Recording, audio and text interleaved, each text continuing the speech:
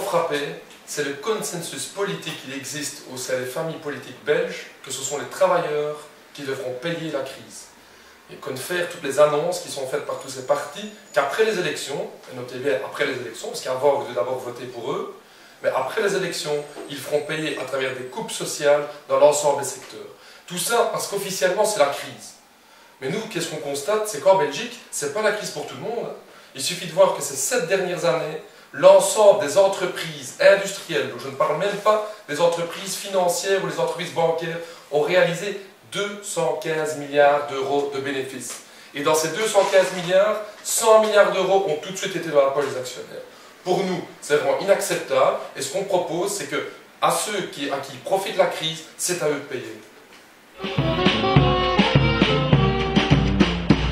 Mais en fait, nous, ce qu'on propose, c'est une mesure très simple. On propose un impôt de 2% sur les fortunes de plus d'1 million d'euros. 1 million d'euros, domicile, première maison non comprise. Et ce petit impôt de 2% rapporterait 6,8 milliards d'euros à l'État. Tout cet argent pourrait être réinvesti dans l'emploi public d'une part et dans le refinancement de la sécurité sociale d'autre part. C'est une mesure simple, il suffit d'un petit peu de courage politique. Les euro-millionnaires en Belgique, il y en a 70 000. Nous estimons que ces 70 000 familles qui ont beaucoup profité des énormes bénéfices réalisés ces dernières années peuvent contribuer à résoudre cette crise à travers cet impôt sur les grosses fortunes. Bon, si on parle de fuite de capitaux, la première chose, c'est qu'on peut quand même parler de la fuite de capital du portefeuille de travailleurs. Parce que toutes ces mesures, elles créent véritablement une véritable fuite de capitaux que les gens ressentent de plus en plus.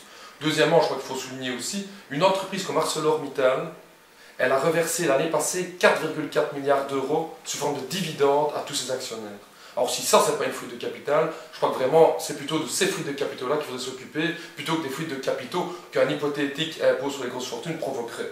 Et troisièmement, il suffit de constater, nos pays avoisinants, comme la France par exemple, ont un impôt sur les grosses fortunes, et il n'y a pas la moindre de fuite de capitaux. Donc je pense que c'est important, ces mesures sont crédibles, mais les partis politiques au pouvoir plus particulièrement doivent arrêter de prendre des excuses pour toujours faire payer les travailleurs et jamais ceux qui en profitent le plus, les riches ici en Belgique.